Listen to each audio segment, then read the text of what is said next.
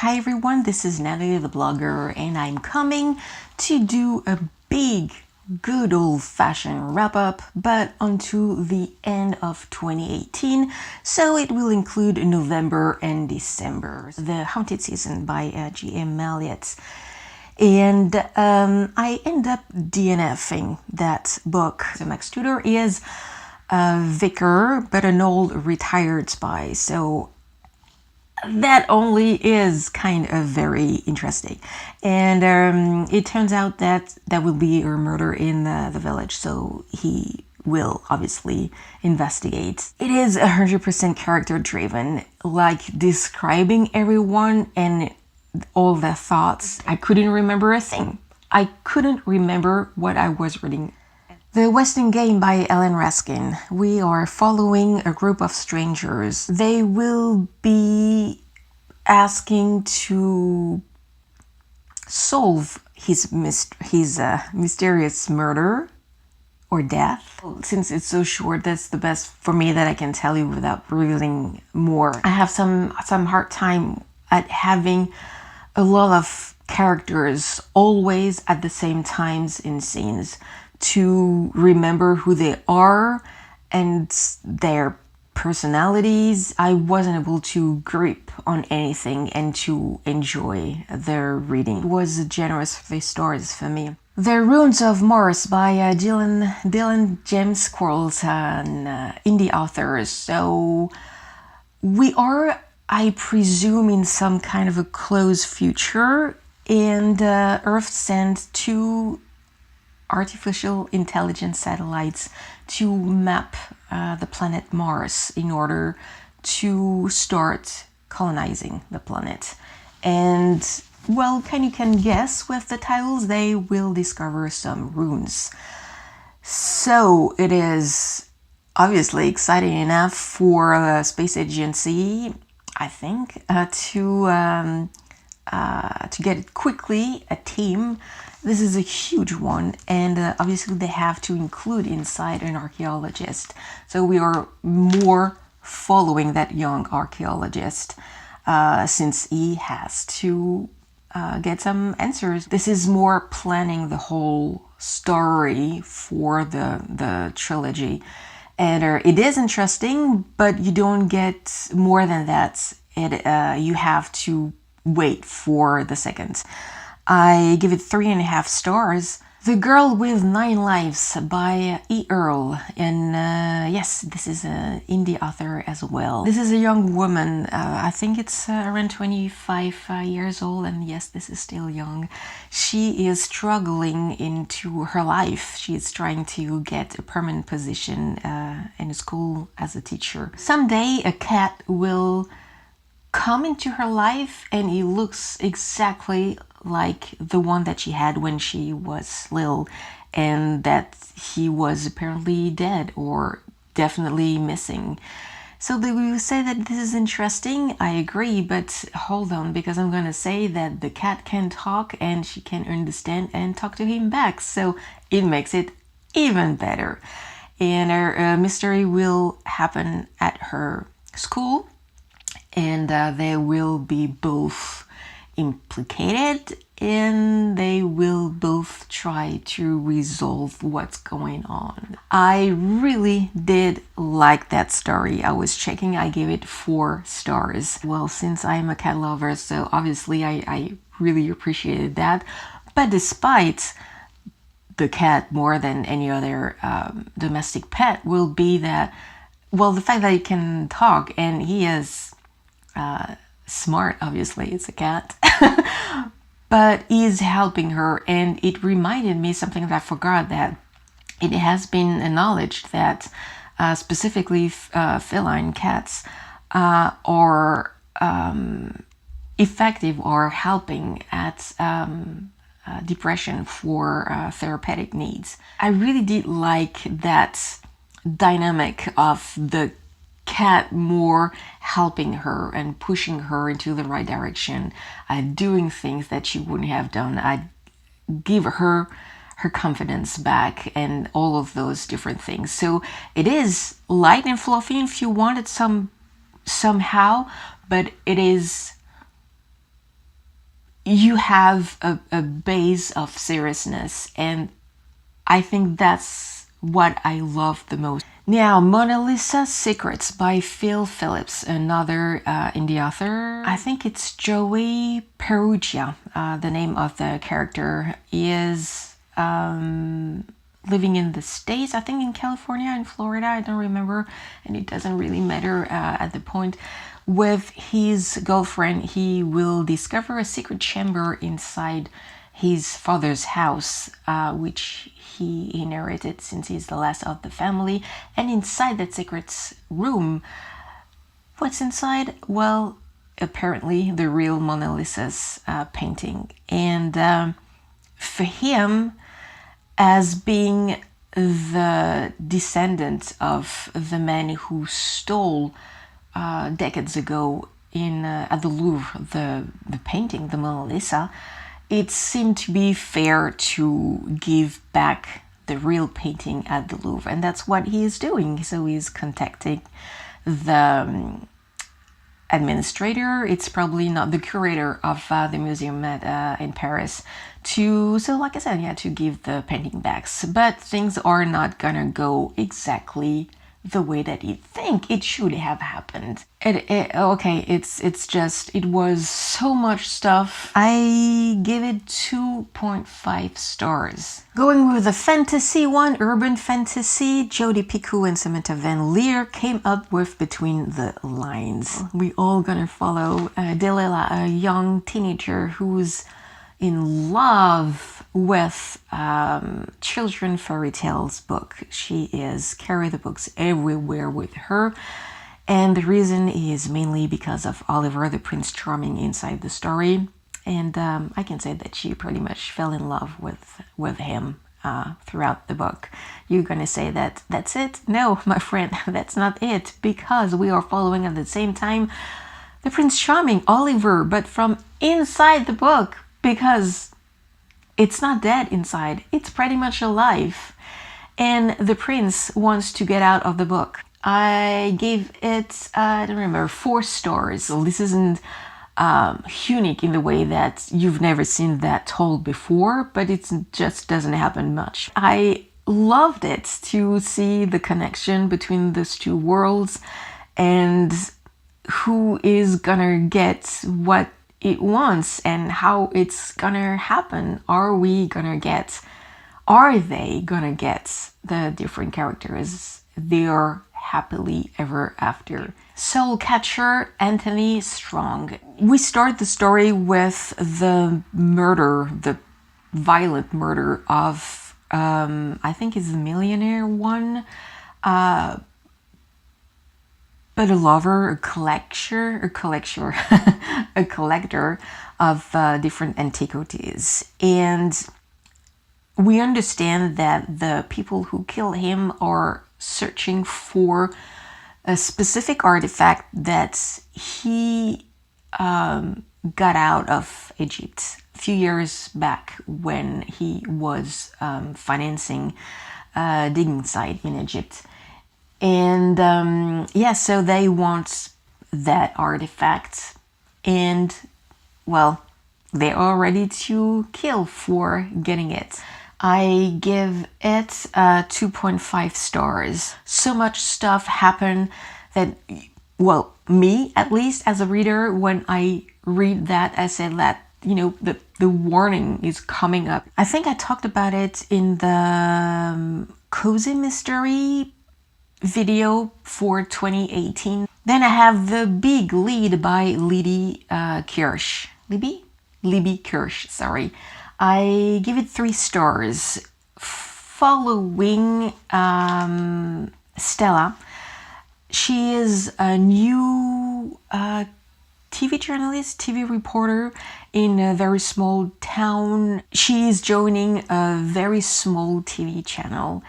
And pretty much quickly a murder will happen, and one of the citizens of the city will be arrested by the sheriff and put in jail. But nothing seems to be conclusive that he is the guilty person behind the murder. But when you don't really have anything to bring into the story or into the character, it feels like a waste of time. Despite this, I did enjoy a lot, and it's pretty much more for the 3 stars following a small TV channel, how it works, how everyone does everything, the struggle to find everyday stories to tell when you are in a small town and nothing really happens. So, another cozy mystery, Body in the Bookstore by Emma Lee. A young teenager has been found dead in the bookstore of her parents. The new chief of police has to investigate, obviously, who did kill that young girl. And extremely quickly, all the accusation will be pointed onto the last citizen of the last one who joined the city. I give it, I don't remember, 1 star. Once again, I talked about more into the cozy mystery books of 2018 video that I did. Finally, the last one, Better Off Wed by Laura Durham. And I really did love that one. I give it 4 stars. And we have the day of the wedding. The mother of the bride have been found dead at the bottom of the stairs. The caterer is suspected, so he is working with her, the wedding planner, and the whole team, while they are just 3, they are really hardcore investigates to get the man innocent and to know really what's going on. So this is just what I can say. This is nice, fluffy, but this is really a nice, fluffy, enjoyable story. Cinder by Marissa Mayer. This is from the Lunar Chronicle. This is the first one. I was so excited and I'm happy I read it. We are just following Cinder since it's a retelling of Cinderella. I can only tell you that she is human, but she is cyborg as well. And that, my friend, it's worth following the story. I give it 5 stars. I needed to have a book that I will be thrilled and excited and I had 1 DNF, not a goal each month, but that's life. Christmas Before the Magic by W.J. May. Yes, that's right. You can say that I maybe didn't give enough try into the story, possible, but it was too painful for me to keep reading, so I had to listen to myself, especially because it was December and it was supposed to be a month of enjoyment. I guess you can say this is a fantasy, urban fantasy, but the whole thing that far that I read was really romance, but the modern one, because for me in my mind romance is more romantic and not the modern definition of romance. Kill a Christmas by Harper Lynn. And well, it was nice because it's the story takes place in Canada, so it's close to the heart as well. Big time singer, award, prize winning, everything, and she just had a big breakup with her boyfriend that she was hoping to become fiancé after a few years being together, and he is a big shot actor. And she decided to go back because she's living, I think, pretty much in New York. Anyway, to her hometown in Canada to spend Christmas with her family. And yeah, as Kill a Christmas, you understand that a murder will happen, and it's always pretty much at the beginning in the coffee shop, you can say, of her sister. So who did it and the why was kind of a surprise, and at the same time it wasn't, but not a disappointing or not that not well done. No, you kind of, I would say secretly or deep inside, you know that that person could be the guilty one, but you don't make the connection. So why would she do that? So you're not really keeping that theory on. So in that way, it's not really a surprise. So I will keep reading just because I'm interested, because of what the murderer, the guilty person at the end, is saying to her,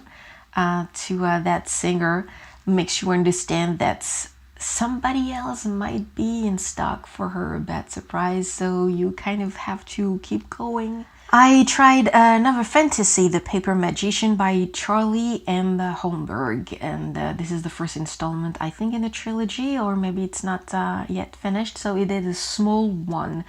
In that world, you have different elements of magic, and as the title lets you guess, we have paper magicians.